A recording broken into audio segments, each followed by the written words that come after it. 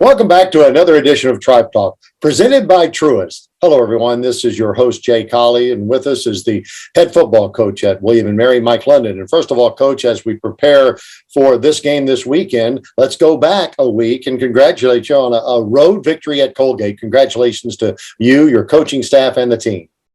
No, thanks, Jay. Appreciate it. I thought it was a very good victory for us, particularly, defense played well again. And then offensively, we were able to run the ball, scored, points early, did some really good things offensively. And so overall, it was, it was a kind of game that you want to make sure you kind of put your influence or the corrections coming off the previous game.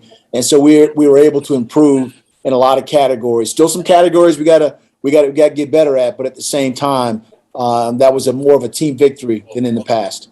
Coach, I want to throw out a couple of names and get your first responses. Marcus Crowell was like the Swiss Army knife of that offensive line. Tell us about what needs to go through a young man's mind to play that many positions on the offensive line.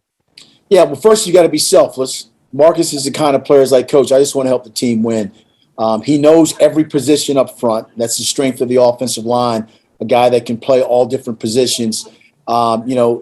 With if you want a bigger extra body in a game in a certain personnel unit, he went in as a tight end and was able to block their defensive end or their outside linebacker. So, he was game planned as well because of the things that he can do. So Marcus is a selfless player, plays a lot of positions because he can and because he's good in the depth. He's good at what he does, and so.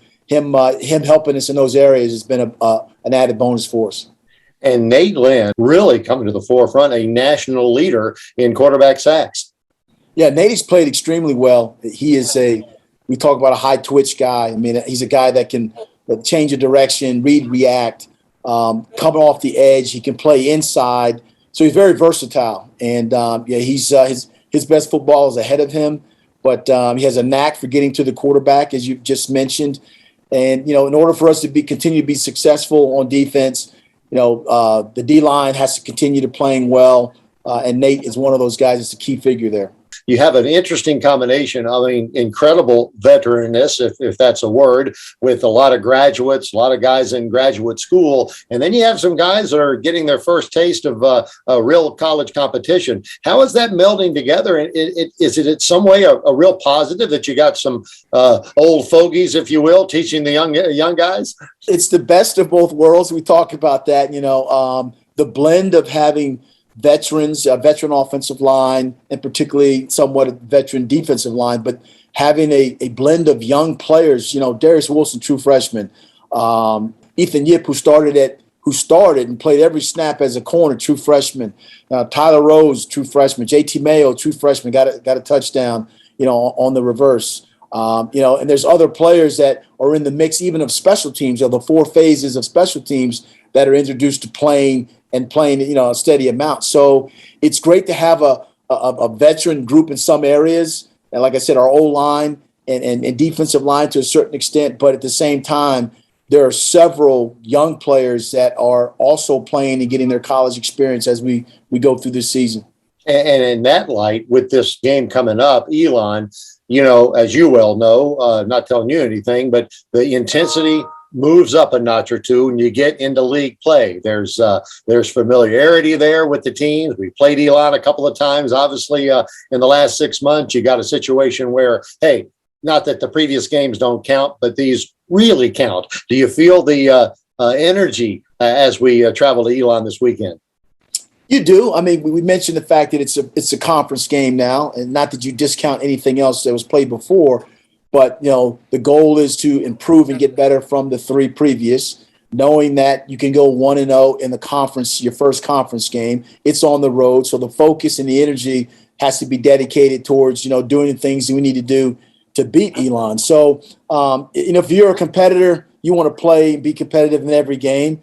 And this is one that, this Saturday is an opportunity for us to continue, playing well in all three facets of and coming together: offense, defense, and special teams. Can you talk specifically about the athlete that is Davis Cheek, the quarterback, the veteran quarterback for Elon? Yeah, he's done a really good job. He played in 19, so we know him. We've seen him play. We saw him in the spring. He directs the offense. He does a good job of conducting, facilitating the ball. They throw a little bit more, than in the past, but they do a lot of RPOs. So if you're going to try to stop the run, then they'll do some things to try to throw the ball behind you, or let the quarterback be active. And he's also accurate. So, our work's cut out for us. He's, like I said, he's a good player. Elon is a good football team. We know that because we played them. But, we got to take care of ourselves and execute with the players that we have that are here. And, and let's go play. Our guys are excited about playing now as the season has gone on. Coach, a couple of keys to a victory on the road. Offensively for us is eliminate some of the penalties that were, penalties that we can take care of, pushing the backs, things like that. It makes no sense to do those things. Be smart about those things. Continue on a trend of having explosive plays, not only in the running game, but in the passing game, our downfield passing game. Defensively, know where the quarterback is at, because he's the guy that kind of makes it run for them. And then being sound, because of the RPO, if you're not where you need to be, they're going to pull the ball and throw the ball behind you. If you're not playing in your gaps, then they won't throw the ball. They'll fake the throw and hand the ball off. So we've done a good job of that, but this team does it. They do it because that's what they do. They'll have to do those things. And then the last would be, field position for us, again, having Bronson Yoder have an opportunity to return one or get his field position, as well as Kane Everson, who's going to be back there catching punts, and he's going to play more as a wide receiver. Good luck this weekend. Thank you. Appreciate it.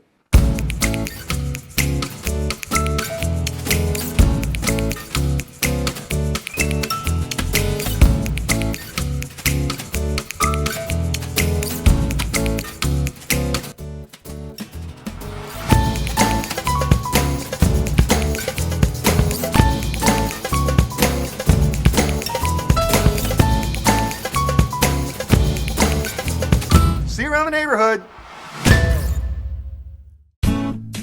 Everything you know about Colonial Heritage is true. A beautiful golf course with exquisite dining and superb event space. But this is also true. You don't have to live there to play, dine, or celebrate there. So let Colonial Heritage be your host for a round, a meal, or a gathering. It's all true. You don't have to live there to enjoy being there. At Colonial Heritage, golf memberships are available. ColonialHeritageClub.com. What does tomorrow look like? That's really up to us. By exploring what's ahead and learning from where we've been, we find ways to care and teach ourselves and others how to heal, so that we can make life better by design.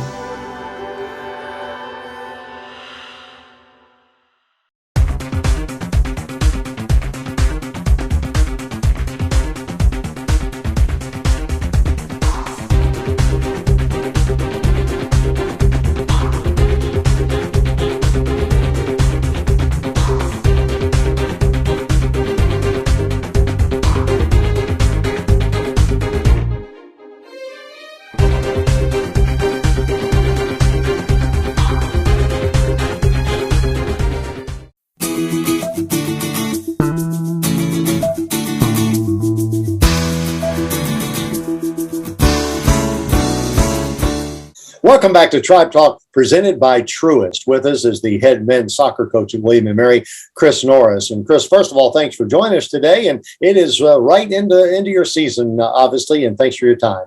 Always a pleasure, Jay.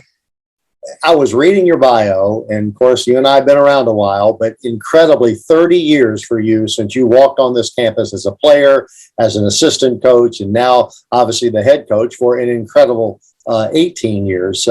Has that time flown quickly for you? Yeah, it really has. It's hard to believe that been in Williamsburg for 30 years, but they've been 30 great years, and I hope there are many more. 18 years now as head coach of the men's program, 4 NCAA tournaments. Off to a 2-1 start this year. Let's get right into it. How's your club playing? We like the group overall. We like the way that we're playing at the moment. The attitude's been great, and we're just kind of getting into things now. We had a little bit of a late start compared to what it normally looks like, but we feel good about where we're at.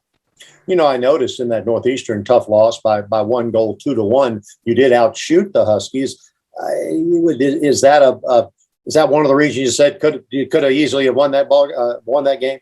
Yeah, I mean, at the end of the day, all of the CAA games we expect to be really close, and we expect them to be difficult battles. And the game against Northeastern on Saturday was no different. I thought we were the better team in the first half, and we didn't take advantage of that. We didn't, grab the first goal, and we conceded on a set piece. But we fought back. We were able to get it back to 1-1 and had some opportunities to go up 2-1. On a different day, I think the result might have been different. We had a couple things. We gave up 2 set piece goals, which is something that we're disappointed with and we'll continue to work on. But overall, the performance was a good performance, and that's really the focus right now. I'm assuming team goals. I mean, you've been a part of 13 of the 16 NCAA appearances that this program has been taken to. Is that the primary goal for you each and every year, to make it to the NCAA tournament? Well, I mean, I think as a staff, we try to have some visions like that, some goals in mind. That is not what we stress with the players on a daily basis. We kind of we try to put some ideas out there about what our aspirations are, maybe, but we understand that in order to get there, we've really got to have our focus on the little details, on each individual match and what we think will make us the best version of ourselves as a team. And, I think this group has bought into that, and we're on the right track as far as that goes. And so we have to learn from Saturday's setback and again, just kind of keep our focus on what we think will make us the best team we can be. You mentioned your group. Give our fans, Tribe fans, some inkling of who the individuals are. Who are some of the best players, young men on your team? Sure. We returned pretty much everybody from our spring team, and we had a couple guys, or numerous guys actually, make all conference in the spring. Those guys we would expect to be guys that lead us. Alexander Levengood was our leading goal scorer in the spring, and first team all conference guy. He's got 2 goals in 3 games. We've changed his role a little bit from attacking midfield to playing more strictly as a forward, and he's embraced that. That's something that he's done in his youth career quite a bit. Alfredo Bozolongo was a second team all conference guy in the spring, and really is a steady leader for us, a guy who we can really count on technically and tactically to always be doing the right things. And he's had a good start to the season as well. Joe Core was on the all-rookie team and also on the 3rd team all-CAA in the spring. And we recruited Joe as a forward through necessity. He's played center back in the entirety of his 9 games here so far, and has been really good there and has continued to show that form this fall. So those would be, 3 of the primary guys, but it's a really well-balanced group. Like I said, we returned everybody, and so we've got a lot of experience in the group. Speaking with Chris Norris, the head men's soccer coach at William & Mary, a CAA season is certainly upon us, playing out at Albert Daly Field. Evaluate the CAA, I should say always tough CAA. Yeah, I mean, the league is once again proving to be really tough. Through 2 weeks of play, we had to bye the first week, but I think there's only 2 teams that are undefeated in league play still, and 3 of the 4 teams that were picked in the top 4 to start the season have taken losses, and so we expect it to be a fight all the way down to the last game, and we just hope that we can do enough to be in that conversation. Chris, it occurs to me, William & Mary obviously is a world-class education. As a longtime coach and a graduate of William & Mary, what kind of experience do you hope for as you recruit these young men to the Tribe? You mentioned I've been here for 30 years. There's obviously something a little bit unique and special about this place, and I think that certainly exists in our men's soccer program. We really think that it is the perfect balance of being able to have a really high-level soccer experience where you're going to play against the best that Division I college soccer has to offer. You can chase that dream of being a pro if that's something that suits you. But you're also going to get a world-class education, not just a great degree on a piece of paper, but an educational experience that will prepare you for going out into whatever profession it is that you choose and really making a positive impact on the world. And, we think that that's been consistent from the time that I experienced it to certainly what our guys are experiencing now. And we certainly think that that's the goal when we go and recruit is providing people with that kind of opportunity. And, continuing to bring in the right individuals is a huge part of the battle. Thanks for your time, Coach, and continued success. Thanks a lot, Jay. If these times have taught us anything, it's that anything is possible, especially at our public schools. Overcoming great adversity, we salute our teachers and students who brought their A game every day. Whatever tomorrow brings, our commitment to public schools is stronger than ever. A win for education. The Virginia Lottery. $11 billion to Virginia's public schools since 1999. Fun fact, Mountain Dew and spicy chicken is the perfect combo. Does it look like I don't know that? Okay. Didn't mean to ruffle your feathers. We both did the employee training, Gary. Okay, don't jump down my beak.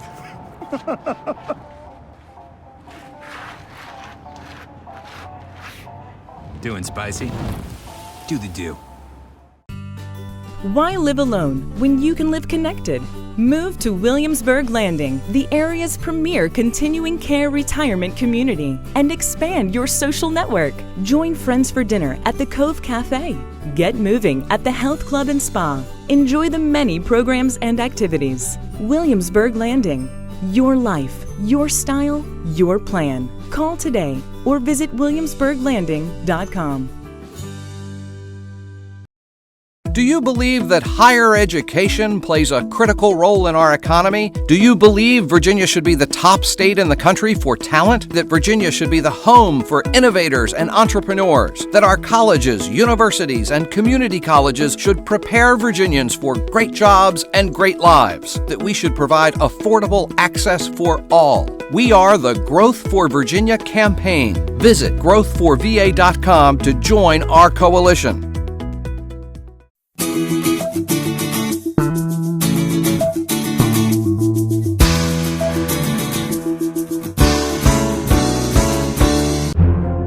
The William & Mary Student Athlete of the Week, presented by the Virginia Lottery, recognizes tribe student athletes for their standout efforts in competition, the classroom, and the community. This week's William & Mary Student Athlete of the Week is cross-country sophomore Kyra Holland. Kyra was voted the winner by the William & Mary fan base via social media polls on both the @TribeAthletics Twitter and Instagram accounts. Men's soccer player Alexander Levengood, women's golfer Sarah Hewell, and men's golfer Logan Hunter were also honored as finalists for the weekly award. Kyra led the tribe at the Virginia Invitational last weekend, placing 9th among the 87 competitors. Kyra opened the season by winning the William & Mary Invitational in early September.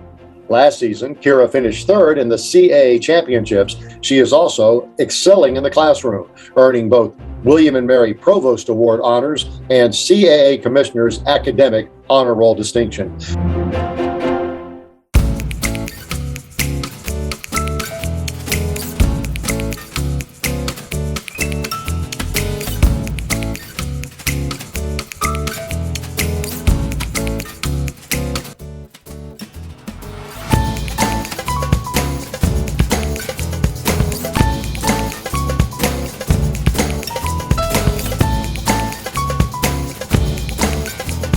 See you around the neighborhood. Everything you know about colonial heritage is true. A beautiful golf course with exquisite dining and superb event space. But this is also true. You don't have to live there to play, dine, or celebrate there. So let Colonial Heritage be your host for a round, a meal, or a gathering. It's all true. You don't have to live there to enjoy being there. At Colonial Heritage, golf memberships are available. ColonialHeritageClub.com. What does tomorrow look like? That's really up to us.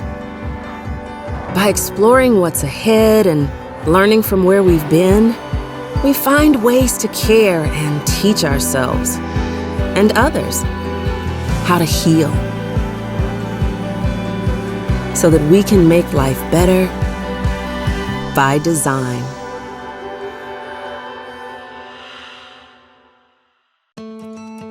At William & Mary, we strive to be more than we are and to do more than we've ever done. Here, we do not live in the shadows of the giants of American history that we helped to shape. We stand on their shoulders, reaching higher, looking further, and leading the way forward. To be a place where history happens every day, and to be a university for the bold.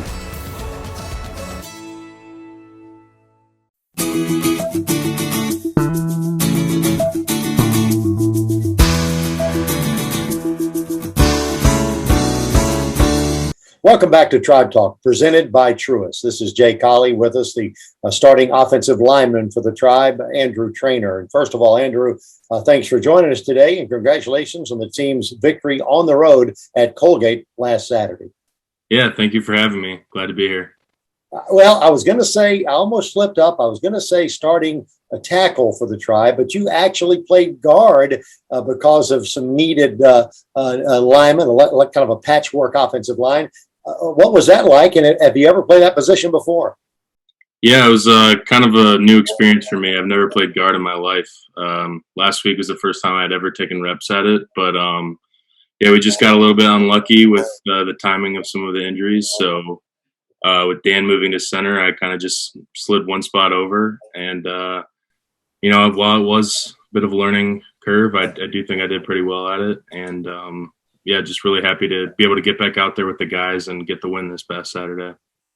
More so than maybe any other combination of players, that offensive line has to play together and learn to play together. So how was that coupled with the transition? And by the way, the Tribe, rushed for well over 200 yards, had a great day on the ground. Something was going right. Yeah, I think just it starts with that. First off, it starts with the bond we all have. I think we're a really close-knit group. We bond well on the field, but then a lot of us are friends off the field, so that definitely makes it easier. And then, yeah, just with guys shuffling positions, I think it's just a testament to Coach Samus. He preaches not just learning one position, but learning the whole offense conceptually, so that way if you do it, like we have a guy like Marcus Crowell who's pretty much played every position on the line, and that's just because we all have been learning the offense, every position on the line. Not to get too bogged down in the differences, but I think our fans would appreciate the difference in a tackle and a guard on a play-by-play basis. Yeah, I mean, there's a lot of similarities and there's a lot of differences. For starters, at tackle, you might be dealing with a bit more speed when it comes to the passing game. Just you could be dealing with outside backers or defensive ends who are typically lighter. But then in guard, one thing I noticed right off the bat is they're on you a lot quicker, just because those down linemen, they're rushing straight ahead usually. So that's something I had to get a little bit used to. But overall, while there are some differences, there's also a lot of carryover. Hey, and it reminds me that you now can put guard on your resume as you move forward, trying to play at the next level. On a serious note, how is that the process going, and what is that process for a guy in his final year in collegiate football? Yeah, so one of the main reasons, aside from having our season shortened in the spring or the past fall and then into the spring, I wanted to come back just to be able to get some more game film to be able to show to scouts as the process goes on through the winter and spring. So yeah, it's all, very new to me, but I'm definitely giving it my all and just trying to see where the process takes me one day at a time. Talking to Andrew Traynor, outstanding offensive tackle for William & Mary and sometimes guard. Andrew, you came from Illinois. You played at that level of football and then have now matriculating at William & Mary. How did that transition go and what brought it on? Yeah, just being from the state of Virginia, I kind of wanted to get closer to home let my parents come to every game, which they have, which has been great. And then having the chance to play with my younger brother, who's also an offensive lineman here, has been one of the best experiences of my life.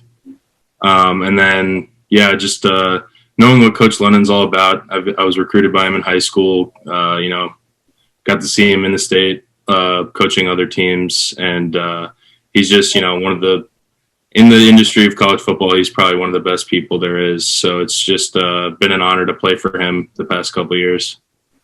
What a wonderful example that you have been to, Andrew, in your leadership on the field and off the field, academically superb. What are you studying in? And after the pro football experience, whatever that may be, what does Andrew Traynor want to do?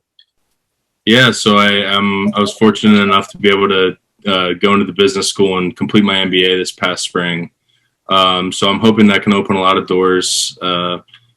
If in the event that the professional career doesn't work out, I'm hoping to get into the finance industry in some way. What do you feel like you need to show the scouts? I guess in a different way of saying, what do you need to improve upon to make an NFL squad next year? Yeah, I think going back to that playing guard, but more so with tackle, just showing that I can do a variety of things.